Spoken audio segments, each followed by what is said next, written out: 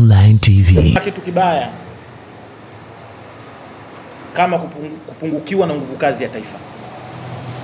Jana anapoondoka mmoja wetu, kijana mwenzetu, mara nyingi huwa ni majonzi. Hakuwezi kuwa kuna amani, hakuwezi kuwa kuna furaha. Kwa hiyo tupo katika kipindi kigumu, kipindi cha mpito, ambazo viongozi wa dini wote kwa pamoja na wadau mbalimbali, huu sasa ni wakati wa kuzungumza lugha moja. Lugha gani ambayo tunapaswa kuzungumza? Tunapaswa kuzungumza lugha ya mshikamano katika kulingania amani, kuhubiri amani, kuhubiri utulivu na kutengeneza maridhiano ambayo yatatawaliwa na hekima na busara, yatathamini utu wa Mtanzania, ili sisi kama taifa tuweze kuwa ni kisiwa cha amani, tuendelee kuwa ni sehemu salama. Viongozi mbalimbali wa dini, vyama vya siasa na wadau wote wa haki jinai, huu sasa ni wakati wa kujiepusha na kauli tatanishi, kama alivyosema Mheshimiwa Rais kwamba tuchague hekima badala ya mihemko, kwamba tujiepushe na kauli tatanishi, yani tusitie msumali kwenye kidonda. Wazungumze lugha za kistaarabu, wasi amani. Pale ambapo tumekosea aidha kwa kuteleza, basi muungwana ni kuomba radhi, ni kuomba radhi, ili tuendelee kujenga taifa lenye mshikamano. Hizi ndio salamu zetu. Lakini waandishi wa habari, mnaweza mkajiuliza, aidha mnaweza mkatengeneza swali, sasa nyinyi kama taasisi watetezi wa haki, tumeona haya ambayo yametokea, sheria inasemaje kwa upande wa wale ambao wameharibiwa mali zao, lakini pia kwa upande wa wale ambao wamepoteza maisha? Utaweza kuwa kuna swala namna hili, na hatuwezi kukwepa kuweza kulisemea au kulizungumzia. Serikali na Watanzania wote kiujumla, wenye dini na wasiokuwa na dini, ambao wenye dini wanaongozwa na kuamini kitabu cha Mwenyezi Mungu. Kwa Waislamu wataamini Qur'ani, kwa Kristo wataamini Biblia. Lakini tunapokuja katika swala la taifa, kama taifa, wenye dini na wasio na dini, maana tunaamini kwenye katiba ya Jamhuri ya Muungano wa Tanzania, kwenye sheria na kwenye sera, ambayo katiba ya Jamhuri ya Muungano wa Tanzania imeeleza wazi kwamba madaraka na mamlaka yote ya serikali yatatokana na wananchi, na serikali itawajibika kwa wananchi, na kazi kuu ya serikali ni kulinda ustawi wa wananchi. Na katika mkataba wa kijamii, mara nyingi watu tunapenda kuzungumzia, ni kwamba miongoni mwa mkataba wa kijamii ni kwamba wananchi wamekubali kutoa silaha na nguvu kwa dola ili tulindwe maisha yetu, tulindwe haki zetu, tulindwe rasilimali zetu. Sio silaha hizo ziende kutumika kwa namna nyingine ambayo inaweza ikapelekea sintofahamu kama hizi tunazo. Tunapofikia huko, manake tunakiuka mkataba wa kijamii. Kwa swala la katiba, watu kulinda ustawi wa jamii, inakuwa kidogo ni mtihani. Tumejifunza kitu tukiangalia katika jeshi la wananchi wa Tanzania. Tumeona namna gani walivyoweza kuidumisha amani. Hatukuona silaha za moto zitumike sehemu nyingi sana, kwa sababu si wengine maafa yametokea, tulikuwa tuko katikati ya mji. Lakini tumeona walikuwa wanazungumza na watu kwa njia za diplomasia, bwana, watu watoke waende majumbani kwao. Na hata walivyokuja kuweka amri ya saa 12 kwamba yule akitoka saa 12, maana yake kuna adhabu za kijeshi au hizo na bofosi ambazo zilikuwa zikitumika. Wengine walikuwa wakipigwa viboko, wakifanyishwa baadhi ya mazoezi na nini, mtu anaondoka. Hatukuona silaha ya moto kusimama kumlenga mtu mwingine yoyote. Hiyo ndo tafsiri halisi ya jeshi la wananchi wa Tanzania. Na katika hili hatuna budi kutoa pongezi. Walifanya kazi vyema. Lakini vipo baadhi ya vitu ambavyo vinaleta utata katika fikra na katika nafsi. Tunajiuliza, hawa kweli walikuwa ni walinzi wa amani? Kwa sababu ziko sehemu ambazo zilionekana ukiangalia kwenye video kwamba watu wametoka barabarani kulipokuwa inapaswa kutumika nguvu ya kadiri dhidi ya waandamanaji ambao walisababisha fujo kwenda kuharibu rasilimali za umma, tukategemea huku itumike nguvu ya kadiri katika kuwadhibiti. Tukaona sasa baada ya huku mitaa kuanza kutolewa na amani, watu wa baadhi ya vikundi vikaanza kuingia mtaani na milio ya mtutu ikaanza kusikika. Hichi ndo kitu ambacho kimeleta sintofahamu. Lakini pia tumeona taarifa za vyombo vyetu vya ulinzi na usalama wameweza kutueleza kwamba fujo hizi au ghasia hizi zimechochewa na raia wa kigeni, ambacho kidiplomasia hawakuweza kuwataja. Sasa sisi kama wananchi, kitu ambacho tunajiuliza na nilitegemea ni busara ya kawaida tu katika baadhi ambao wamepewa dhamana ya kulinda usalama wa raia na mali zake, kuratibu masuala ya namna gani raia wa kigeni wanaingia na kutoka, masuala ya vibali, kujitafakari. Je, wanasubiri mpaka amiri jeshi mkuu wa nchi na serikali atumie mamlaka katiba ya kuteua na kutengua, kwa sababu katiba imempa mamlaka hayo, au wajiuzuru kwa maslahi ya umma ili kuleta amani na utulivu?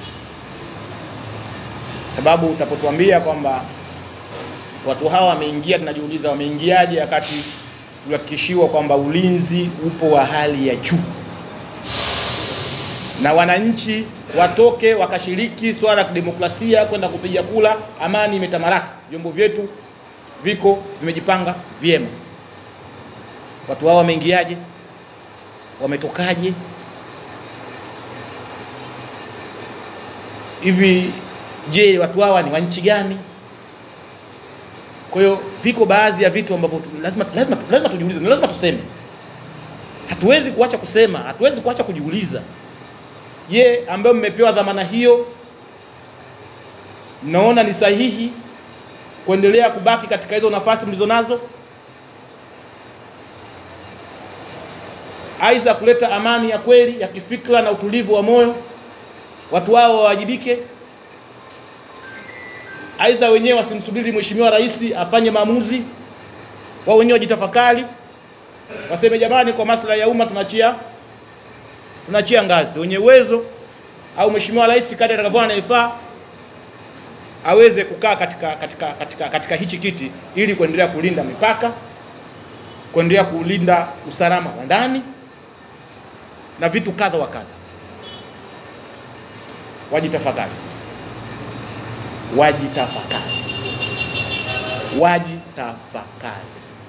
Ikiwezekana kwa maslahi ya umma, tunawashauri tu kistaarabu watupishe. Huu ndio ushauri wetu kwao. Wasubiri wakampa wakati mgumu rais katika kufanya mamlaka kuteua na kutengua. Lakini sambamba na hayo, ndugu zangu, napenda kushauri watumishi wa umma waliokuwepo katika taasisi zetu za umma kujichunga na ndimi zao. Ulimi unaweza ukajenga kitu kikubwa sana, na ulimi unaweza ukabomoa kitu kikubwa sana. Wanatakiwa ikiwezekana hata vikao vyao vya ndani, waandishi wa habari mna haki ya kupata habari kwa mujibu wa sheria, lakini haki hiyo mnaipataje? Je, mna haki ya kukaa kwenye vikao vya ndani na serikali inazungumza siri zao na nyinyi mko pale? Hayo ndio yatakuwa ndo maadili? Aidha waandishi wa habari wasubiri baada ya kikao cha ndani waje tuambie yale maadhimio, kwa sababu kama serikali inafanya siri labda katika kufanya mambo, kukamata wahalifu mbalimbali au watuhumiwa uhalifu, Unapozungumza ndani na baadhi ya watu wakaenda live wakazipeperusha, je, mnaona kwamba jambo hili litakaa sawa sawa kidiplomasia? Kwa sababu tumeona hivi karibuni kuna raia mmoja ambaye alichochea mambo haya kwa njia ya mitandao. Tumeona msomi anazungumza, waandishi wa habari wakaiposti, na alisema kwamba miongoni mwa maagizo alikuwa ni hayo. Nadhani mheshimiwa kama rais baada ya kumwapisha alimpa maagizo ya siri kwamba bwana, kuna hivi vitu vimechochea, vimeleta haya maafa na lazima watu hawa watuhumiwa washughulikie ipasavyo, vikaja kuleta taharuki kwenye jamii. Kwa maana yake ni kwamba waangalie wanazungumzia wapi. Vikao vya ndani ni vyema wajifungie wao ndani, wakazungumza siri za serikali ziweze kulindwa, wasilete mkanganyiko na taharuki katika jamii. Hiki ni kitu ambacho hakikubaliki. Haijalishi wewe ni nani, uko wapi. Tunapozungumza swala la sheria, tunapozungumza siri za serikali, tunapozungumza amani ya nchi, ili ni jukumu la kizalendo la kila Mtanzania. Kwa namna yoyote vile lazima tuilinde. Tutapohisi mtumishi yoyote wa umma anataka kutufikisha babaya, tutamshauri Mheshimiwa Rais akitazame kitasa chake hicho, kwa sababu kitatufikisha babaya. Kwa hiyo ni vyema sana, kwa sababu hotuba ya Mheshimiwa Rais ilieleweka vizuri kwamba huu sio wakati wa mapambano, ni wakati wa maridhiano. Tuchague hekima baada ya miemko. Hivi vitu vingine vinatokea wapi? Mimi nimewasifu baadhi ya viongozi ambao wamekaa kimya. Tunasubiri kwamba waheshimiwa wateule ambao ni wabunge mbalimbali waweze kula kiapo, tupate waziri mkuu, tupate spika, tumsikilize Mheshimiwa Rais atasema nini. Kwa hiyo tulitaraji kwamba mambo mengine yawe na subira. Alafu tuangazie sasa tunafanyaje kuleta taifa kwa pamoja, kusamini utu wa Mtanzania na sio matamko ambayo yataleta miemko. Kwa hivi ni vitu ambavyo napenda sana kuvisisitiza.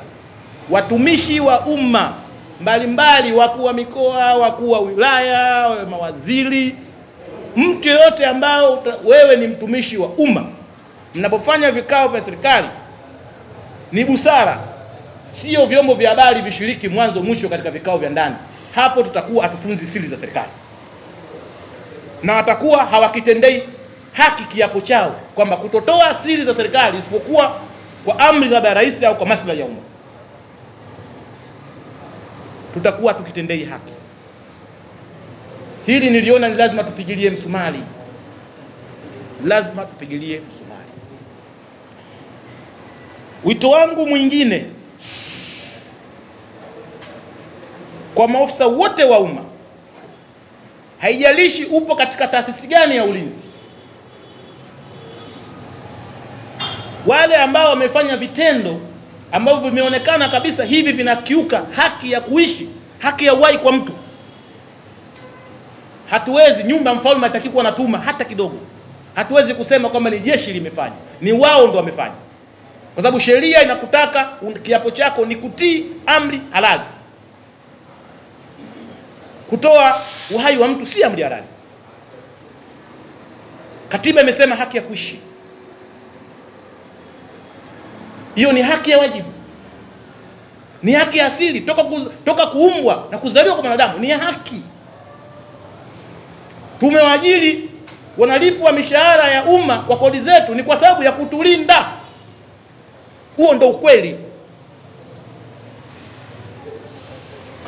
Inapogeuka hapo, tafsiri yake ni kwamba umevunja sheria, umevunja katiba.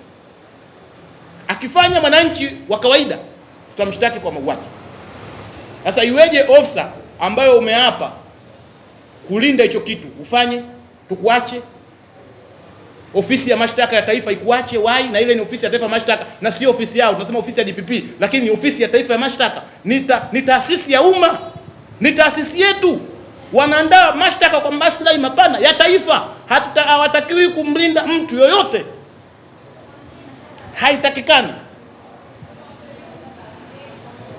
Haki itendeke. Kwa waliwalibu rasilimali za umma, masheri na nini, wachukuliwe hatua kwa mujibu wa sheria, na waliosababisha kuweza kukiuka, kuondoa haki ya uhai bila sababu za msingi, wachukuliwe hatua. Tunasema sheria ni msumeno ukata mbele na nyuma. Kwa ni sharti ulande mbele, ulande nyuma. Lakini pia tunajiuliza kitu kingine, tuna taasisi ya kuzuia na kupambana na rushwa. Tunayo nchini, TAKUKURU. Na kama tulivyosema, taarifa zinaeleza kwamba kulikuwa kuna raia kigeni. Maana wala hiyo aliingiaje kama hakuna watu ambao wanawahonga kama ni kweli? Maana kuna watu ambao wamewahonga ili kuja kututatishia amani. Tulitegemea taasisi ya kupambana na rushwa tuletee orodha kwamba tumekamata watu kadhaa, watumishi kadhaa wa umma ambao wametusababishia tulipofika. Tulikitaka hiki kitu tukipate. Hii au kama ni mtumishi wa umma kusio kuna rushwa muhali. Kwa watu wanaonga madolari au sio? Tukae kimya. Taasisi tunayo. Au taka turudi kwenye zile hadithi za zamani za watu wa pwani wakwambia kulia kote wanipa dada alafu mambo yanakaa kimya. Haiwezekani hata. Hii haiwezekani. Kwa hiyo ni lazima pia taasisi ya kupambana na rushwa ilibidi pia yenyewe ije na statement kwamba watu wao wameingiaje. Maana mtu hawezi kuingia katika mipaka yetu akakaa nchini akahifadhiwa sehemu mpaka naandaa makundi ya magenge ya kihalifu kusababisha vurugu na amani ya taifa kama wahongi watu. Ni haki. Na haki ndio msingi wa umoja wa kitaifa. Kutapokuwa hakuna haki, huwezi ukategemea umoja na mshikamano. Yaani wewe umenidhulumu haki yangu, utategemea mimi nitaendelea kushirikiana katika masuala ya kijamii? Au tutasema ile funika kwa mwanadamu apite? Ndio tunapohubiri amani, tunahubiri na haki. Hivi ni vitu lazima viende kwa pamoja. Amani na haki ni vitu ambavyo vinaenda kwa pamoja. Ile mistari nini ile ambayo inatembea kwa pamoja. Kwa hiyo amani na haki ni lazima vitembee kwa pamoja. Na ndio maana tumeweza kusema hapa kwamba unajua leo ukiniuliza kwamba wewe mnavyohisi nyinyi kama taasisi ya Everlasting katika masuala ya mbeni watetezi wa haki za binadamu, masuala ya kisheria na utawala bora, labda unaweza kaniambia hivi, ni kwa nini unaona watu wengi wanalalamikia sana kuhusu haki? Shida iko wapi? Sijui tumeweza kufahamiana. Mimi nitakwambia shida sio sheria, shida ni wasimamizi wa sheria. Si ndio ukweli? Maana serikali imetunga sheria, tumekaa bunge, waheshimiwa wamekaa bungeni. Umeelewa, tukasema hizi sheria hizi za makosa ya jinai. Uhuru wa mtu unapaswa kudhibitiwa pindi pale unapoasili uhuru wa mtu mwingine. Tukaweka sheria pale kwamba uhuru wako unabidi uheshimu haki hizi. Sijui tumeweza kufahamiana. Sasa mwisho wa siku mtu akalalamika haki yake haijapatikana, kukaa kuna vilio vya haki au ucheleweshaji wa haki katika vyombo vya maamuzi, basi sababu za msingi ambayo katiba imeeleza Jamhuri ya Muungano wa Tanzania kwamba mahakama ni muhimili huru haupaswi kuingiliwa. Ni kweli. Lakini imeeleza sharti pale ni kwamba haipaswi kutumia masharti ya kiufundi katika kuchelewesha utoaji wa haki. Si katiba ipo? Sheria si zipo zimewekwa? Sasa shida ni nini? Shida tunazo sheria, shida ni wasimamizi wa sheria. Sasa hawa wasimamizi wa sheria ambao ni watumishi wa umma, hawa ndio inabidi tuamulike kwamba hawa ndio wanasababishia haya yote, kwa sababu sheria zimejeleza vizuri. Na ndio maana tunasema pia muda mwingine watumishi wa umma tusipokuwa nao makini, hata Mheshimiwa Rais anaweza kumshauri kwamba ni vyema watazame watumishi wa umma, watu ambao hapa dhamana, wa mikoa, makatibu tawala, sijui umeelewa, mikoa, wa wilaya, watumishi wote kiujumla. Je, wanaitendea haki dhamana katika kulinda haki za watu, haki za jamii, haki za umma, au wao ndo sababu ya kuwachonganisha serikali na wananchi?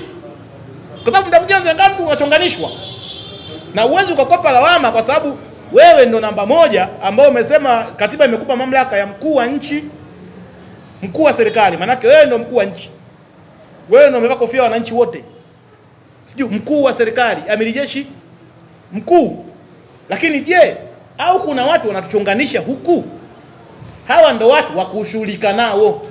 Mimi naamini tukianza kutibu kwenye hizi taasisi za umma, kuwatazama watumishi wa umma ambazo wanatuchonganisha na jamii, wanashindwa kusimamia misingi ya haki, utawala bora, misingi ya sheria, tukishughulika nao hawa huku kote, watu watabaki tulivu na amani.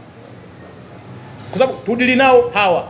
Yaani shida ipo ndani ya hawa. Kuna baadhi ya watumishi wa umma ambao si waadilifu. Na ili hatuwezi kuliacha kulisema. KM Online TV.